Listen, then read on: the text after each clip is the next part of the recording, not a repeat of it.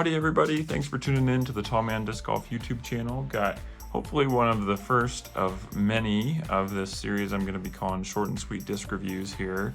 How these work is, like the title of the video probably told you, short and sweet. I'm just going to give you the most important information about these discs just so you can kind of, if you're looking to buy one, make an informed purchase about it and kind of know what you're getting into before you actually get the disc in the mail or from the store or wherever you buy your discs from. I won't have any footage of me or somebody else throwing the disc in most of these videos, partially because right now it's winter in the Midwest here where I live, and that means very cold and very snowy, so not exactly the best weather to go out and throw discs in, but also because I'm a relatively beginner player in terms of my where I'm at in my disc golf ability. I'm definitely not Paul McBeth or Paige Pierce, and I'm probably never going to be.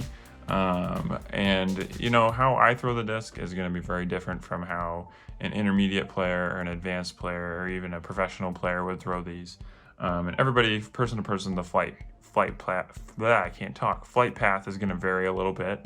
I will try and throw up a picture of the flight chart from Infinite Discs, if I can get that to work in my very crude video editing software that I'm working with here.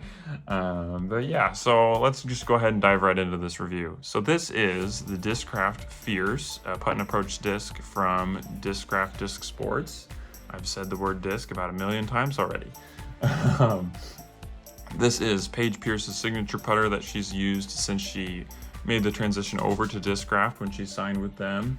And I've seen her, all of the women's coverage that I've watched, she's been throwing this literally every tournament. She uses it both as a putting putter as well as a driving putter.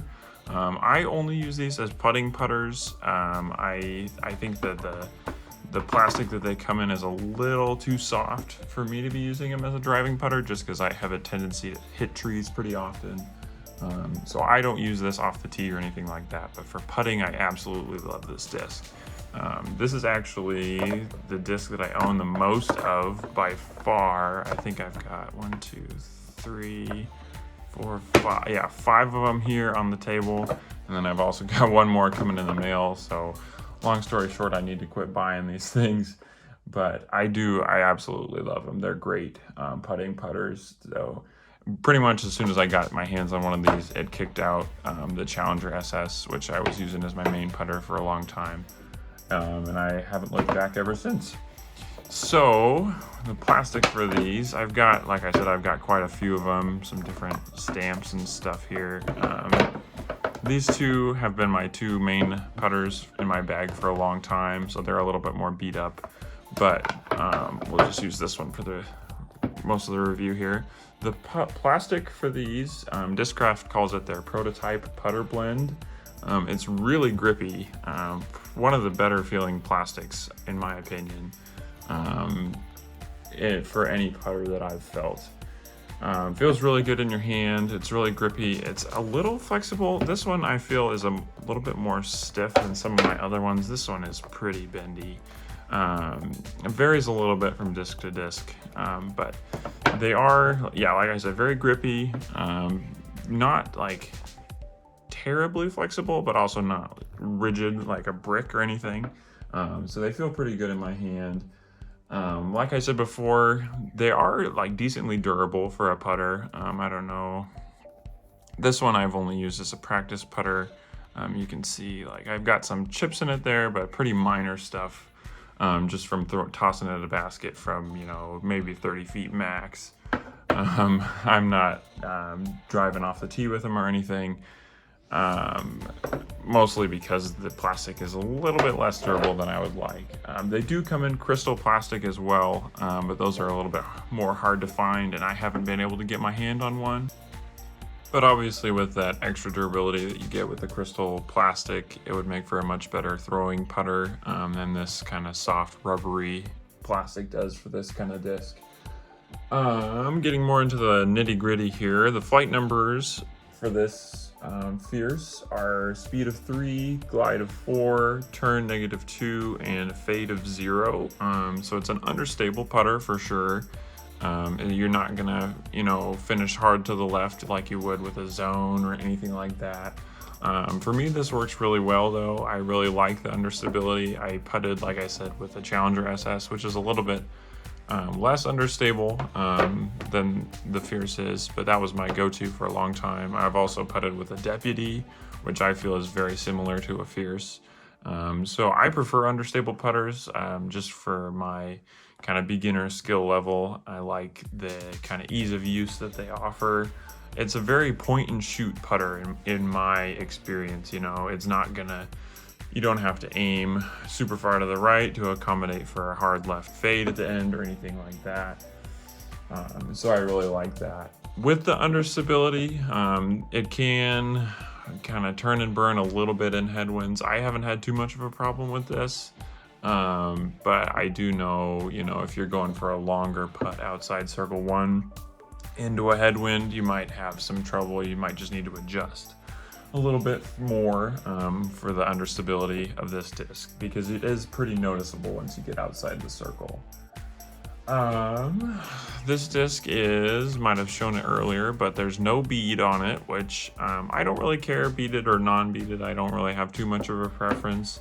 When I first started out, I was putting with a beaded putter briefly, and I kind of putt like this with my finger on the rim here, my pointer finger, and so beaded putters or unbeaded putters both feel pretty good with that grip, in my opinion. I've also got really large hands too, so maybe that makes a difference, but this just feels really good in my hand. You can kind of see there's a nice smooth bottom edge here, if it helps if I flip the disc the right way. Right there, it's like perfect width for my finger. It just feels really comfortable in my hand. Overall, I'd say that the depth, like how deep it feels in my hand, is a little bit shallower than something like a Challenger SS, if you're familiar with that. And obviously that would mean very much shallower than a deeper putter like an AVR. And they just have a thin profile overall. I've got a Luna somewhere around here, but just holding the Luna in my hand and then holding this feels way smaller in my hand compared to the kind of beefy Luna disc. And I like that thinner, kind of more, I don't know, petite profile, I guess, for a disc. It just feels a lot more comfortable in my hand and more natural.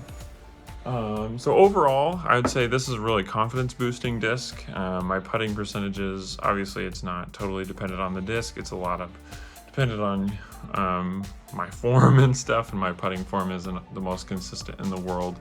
But this disc has definitely helped me, make more putts. The understability is a big benefit for me, at least. I really enjoy that. Like I said before, point and shoot, very straight flyer, very consistent inside the circle, and they also are pretty glidey for a putter, so I feel pretty good if I need to try a longer putt for whatever reason. I'm probably still grabbing this out of my bag. I don't see myself taking this out of the bag for a different putter anytime soon. I've probably bought more putters than mids or fairways or distance drivers combined, honestly. Just going through all the different variations, trying to find one that I like, and I really enjoy the Fierce. So this will probably be in my bag for a long time. And I would say I would absolutely recommend this, to anybody who's looking for maybe an understable putter or just looking for a new putter in general. I would absolutely recommend you check out the Fierce. So thanks for watching. Hopefully I'll see you guys sticking around for, if I have some more time here, I'll get more of these short and sweet reviews filmed out and put out on the channel. But yeah, thanks for tuning in, and I'll see you next time.